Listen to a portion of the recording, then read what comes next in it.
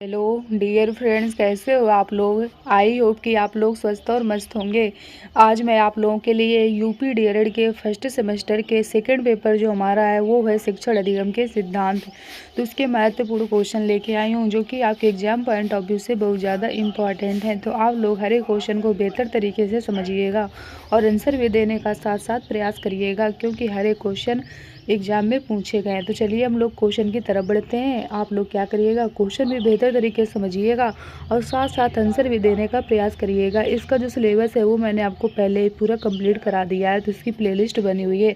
तो आप लोग को जिस भी टॉपिक में दिक्कत हो तो आप लोग प्लेलिस्ट से जाइए और क्लास को अटेम्प्ट करके और चीज़ों को समझिए। तो चलिए हम लोग क्वेश्चन की तरफ बढ़ते हैं और इसी के साथ साथ आज आप लोगों को धनतेरस की हार्दिक शुभकामनाएं। तो चलिए हम लोग क्वेश्चन की तरफ बढ़ते हैं। आप लोग क्वेश्चन भी समझिएगा और आंसर भी देने का प्रयास करिएगा। शिक्षण में अभिप्रेरणा का सिद्धांत से क्या आशय। क्वेश्चन क्या कह रहा है, क्वेश्चन कह रहा है शिक्षण में अभिप्रेरणा का सिद्धांत से क्या आशय है। तो चलिए जानते हैं कि जो अभिप्रेरणा का सिद्धांत होता है ये क्या होता है। शिक्षण में अभिप्रेरणा का सिद्धांत से तात्पर्य यह है कि क्या है कि अभिप्रेरणा किसी व्यक्ति को कार्य करने के लिए प्रेरित करती है तथा उस प्रक्रिया में उत्साह के साथ जुट जाने के लिए उसमें ललक भी उत्पन्न करती है। यह कार्य कर रहे व्यक्ति का व्यवहार निर्धारित करती है। क्या कहा गया है कि शिक्षण में अभिप्रेरणा का सिद्धांत से क्या तात्पर्य है। इसका ये तात्पर्य है कि अभिप्रेरणा किसी व्यक्ति को कार्य करने के लिए क्या करती है, प्रेरित करती है। मतलब कोई आप कार्य करना तो चाह रहे हो, लेकिन आपको कार्य करने के लिए पहले अंदर से होना चाहिए ना कि आप ये कार्य करना चाह रहे हो कि नहीं चाह रहे हो। तो जो प्रेरित करती है वो हमारी क्या होती है, अभिप्रेरणा होती है। इसी को हम लोग इंग्लिश में मोटिवेशन भी बोल देते हैं। तथा उस प्रक्रिया में उत्साह के साथ जुट जाने के लिए उसमें बालक की क्या होती है, ललक भी उत्पन्न करती है। यानी बच्चा क्या हो, खुश हो कि उस कार्य को करे। यह कार्य कर रहे व्यक्ति का व्यवहार निर्धारित करती है। अगर व्यक्ति के मन का कार्य होगा तो व्यक्ति क्या करेगा, खुशी खुशी कार्य करेगा, तो उसके व्यवहार से पता चल जाता है। ठीक। अभिप्रेरणा के सिद्धांत निम्नलिखित हैं। तो चलिए समझते हैं कि अभिप्रेरणा के सिद्धांत कौन कौन से हैं। पहला कह रहा है सांस्कृतिक प्रतिमानों का सिद्धांत। आगे समझते हैं आगे क्या कह रहा है। आगे कह रहा है व्यवहार और सीखने का सिद्धांत। अगला कह रहा है क्षेत्रीयता का सिद्धांत। अगला कह रहा है मूल प्रवृत्ति का सिद्धांत। अगला कह रहा है मनोविश्लेषण का सिद्धांत। ठीक, ये सब सिद्धांत होते हैं। अब आगे बढ़ते हैं अगले क्वेश्चन की तरफ। अगला क्वेश्चन कह रहा है अध्यापन आदेशात्मक न होकर निर्देशात्मक होना चाहिए। इस कथन से क्या आशय है। क्वेश्चन क्या कह रहा है, क्वेश्चन कह रहा है कि अध्यापन आदेशात्मक न होकर कैसा होना चाहिए, निर्देशात्मक होना चाहिए। इस कथन से क्या आशय ये आपको बताना है। अध्यापन आदेशात्मक न होकर निर्देशात्मक व जनतंत्री आदर्शों पर आधारित होता है, अर्थात हर छात्र महत्वपूर्ण होता है। उसमें सीखने वाला स्वयं सीखने के लिए प्रेरित होता है। अच्छा शिक्षण शिक्षक व छात्रों के सहयोग पर क्या होता है, आधारित व प्रगतिशील होता है। उत्तम शिक्षण में छात्रों की कठिनाइयों को जानकर उन्हें दूर करने का क्या किया जाता है, प्रयास किया जाता है। अब अगले क्वेश्चन की तरफ बढ़ते हैं। अगला क्वेश्चन कह रहा है संप्रेषण की कक्षा अध्यापन में क्या उपयोगिता है, स्पष्ट कीजिए। तो संप्रेषण की कक्षा अध्यापन में उपयोगिता, इसकी उपयोगिता निम्नलिखित है। क्या क्या है। संप्रेषण के अभाव से कक्षा शिक्षण नीरस हो जाता है। अगला कह रहा है प्रभावी संप्रेषण से बच्चों में कुशल नेतृत्व का विकास होता है। अगला कह रहा है संप्रेषण दो व्यक्तियों के मध्य बातचीत करने का क्या है, माध्यम भी है। और आगे क्या कह रहा है, और आगे कह रहा है संप्रेषण से विद्यार्थियों में रुचि का विकास किया जा सकता है। अगला कह रहा है प्रभावी संप्रेषण से बच्चों में चिंतन एवं कल्पना शक्ति का विकास भी होता है। अगला कह रहा है प्रभावी संप्रेषण से बच्चों के अंदर भय क्या होता है, समाप्त होता है। अब अगले क्वेश्चन की तरफ बढ़ते हैं। अगला क्वेश्चन कह रहा है संप्रेषण की कक्षा अध्यापन में क्या उपयोगिता है, स्पष्ट कीजिए। संप्रेषण की कक्षा अध्यापन में उपयोगिता, इसकी उपयोगिता निम्नलिखित है। पहला कह रहा है संप्रेषण के अभाव में कक्षा शिक्षण नीरस हो जाता है। अगला कह रहा है प्रभावी संप्रेषण से बच्चों में कुशल नेतृत्व का विकास होता है। अगला कह रहा है संप्रेषण की दो व्यक्तियों के मध्य बातचीत करने का क्या एक माध्यम है। अगला कह रहा है संप्रेषण से विद्यार्थियों में रुचि का विकास किया जा सकता है। अगला कह रहा है प्रभावी संप्रेषण से बच्चों में चिंतन एवं कल्पना शक्ति का विकास होता है। अगला कह रहा है प्रभावी संप्रेषण से बच्चों के अंदर क्या होता है, भय को भी समाप्त हो जाता है, भय को भी समाप्त किया जाता है, या फिर क्या होता है, जो बच्चों के डर होता है वो भी क्या होता है, समाप्त हो जाता है। अब चलिए अगले क्वेश्चन की तरफ बढ़ते हैं। अगला क्वेश्चन कह रहा है शिक्षण प्रक्रिया में शिक्षण सूत्रों का क्या महत्व है, संक्षेप में लिखिए। तो शिक्षण प्रक्रिया में शिक्षण सूत्रों का महत्व, शिक्षण सूत्रों के माध्यम से कक्षा अध्यापन में सरलता, सरसता तथा ग्राह्यता का संचार होता है। अगला कह रहा है छात्र विषय को भली भांति कम मानसिक परिश्रम से समझ लेते हैं। अगला क्या कह रहा है, अगला कह रहा है शिक्षण सूत्रों का प्रयोग शिक्षण प्रक्रिया को सुगम बना देता है। अगला कह रहा है कक्षा अध्यापन में शिक्षण सूत्रों की उपयोगिता एवं महत्व एक अध्यापक के लिए शिक्षण सहायक सामग्री से भी अत्यंत आवश्यक है। अगला कह रहा है शिक्षण को प्रभावी बनाने के लिए जिन शिक्षण सूत्रों को ध्यान में रखा जाना चाहिए वे निम्नलिखित हैं। कौन कौन से हैं? पहला कह रहा है ज्ञात से अज्ञात की ओर, जिसे विद्यार्थी जानता है वह ज्ञात है, जिसे वह नहीं जानता है वो क्या है, अज्ञात है। इसमें बालक जिसके बारे में वह जानता है उसे क्या करता है, उसे आधार बनाकर नवीन ज्ञान प्रदान किया जाता है। जैसे बच्चों को जोड़ बताना तो उन्हें गिनती बताते हुए जोड़ को बताना चाहिए। अब अगले क्वेश्चन की तरफ बढ़ते हैं।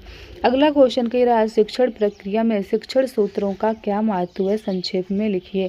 तो शिक्षण प्रक्रिया में शिक्षण सूत्रों का महत्व, शिक्षण सूत्रों के माध्यम से कक्षा अध्यापन में सरलता, सरसता तथा ग्राह्यता का संचार होता है। ये भी आपको याद रखना है।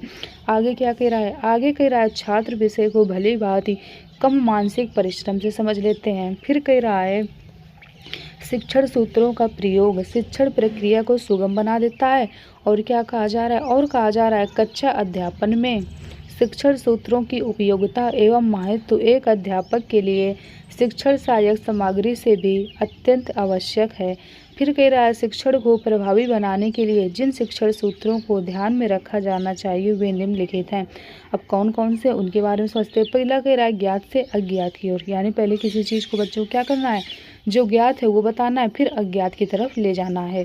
जिसे विद्यार्थी जानता है वह ज्ञात है और जिसे वह नहीं जानता वो क्या है, वो अज्ञात है। इसमें बालक जिसके बारे में वह जानता है उसे आधार बनाकर नवीन ज्ञान प्रदान किया जाता है। जैसे बच्चों को जोड़ बताना तो उन्हें गिनती बताते हुए जोड़ को बताना चाहिए। जैसे मान लीजिए आपको क्या करना है, बच्चों को जोड़ सिखाना है तो पहले आप क्या करोगे, उन्हें गिनती सिखाओगे। जब गिनती सिखा दोगे तो फिर क्या होगा, उनके जोड़ समझ में आएगा। सॉरी, तो जब तक अगर उनको गिनती नहीं आएगी तो क्या वो लोग जोड़ कर पाएंगे, जोड़ नहीं कर पाएंगे। तो वही कहा गया है कि अगर जोड़ सिखाना है तो पहले आपको क्या करना पड़ेगा, बच्चों को गिनती सिखाना पड़ेगा।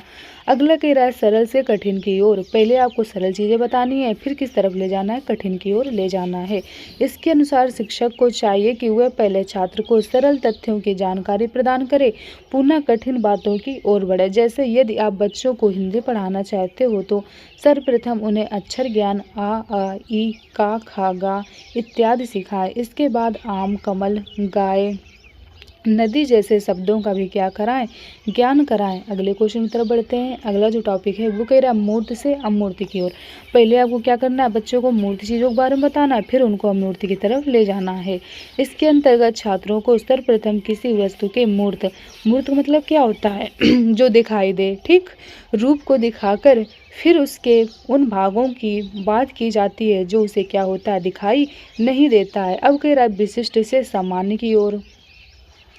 इसमें पहले छात्र को विशिष्ट ज्ञान की ओर ले जाया जाता है, अर्थात छात्र के सामने विशेष उदाहरण प्रस्तुत किया जाता है। इसके बाद उसे सामान्यीकरण करने के लिए प्रोत्साहित किया जाता है। अगला क्या कह रहा है, अगला कह रहा है संश्लेषण से विश्लेषण की ओर। कह रहा है इसके अंतर्गत सर्वप्रथम तथ्यों को एकत्रित करते हैं, फिर तथ्यों के विभिन्न घटकों को अलग अलग बांट लेते हैं। इसके बाद एक एक समस्या का क्या करते हैं, समाधान भी करते हैं।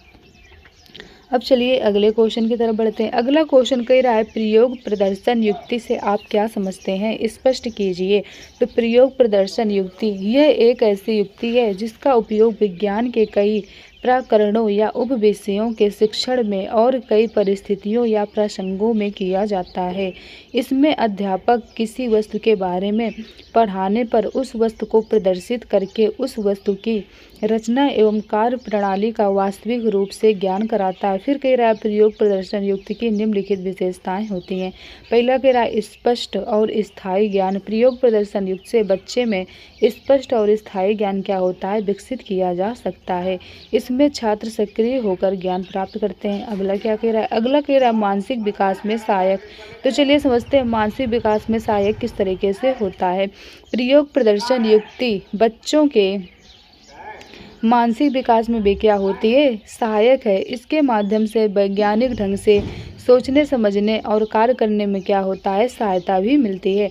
अब चलिए अगले क्वेश्चन की तरफ बढ़ते हैं। अगला क्वेश्चन कह रहा है प्रयोग प्रदर्शन युक्ति से आप क्या समझते हैं, स्पष्ट कीजिए।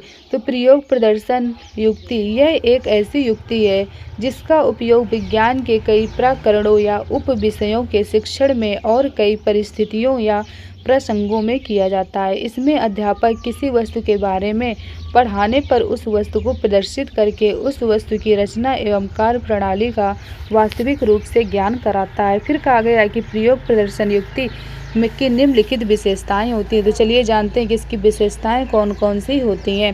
पहला कह रहा है स्पष्ट और स्थायी ज्ञान। प्रयोग प्रदर्शन युक्ति से बच्चों में स्पष्ट और स्थायी ज्ञान विकसित किया जा सकता है। इसमें छात्र सक्रिय होकर ज्ञान प्राप्त करते हैं। फिर दूसरा कह रहा है मानसिक विकास में सहायक। प्रयोग प्रदर्शन युक्ति बच्चों के मानसिक विकास में भी क्या होती है, सहायक होती है।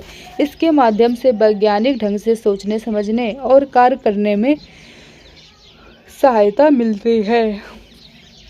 क्या होता है, समझने और कार्य करने में क्या होता है, सहायता मिलती है। अगला क्वेश्चन कह रहा है बाल केंद्रित शिक्षण तथा शिक्षण केंद्रित शिक्षण में अंतर क्या होता है। इसमें आपको अंतर स्पष्ट करना है।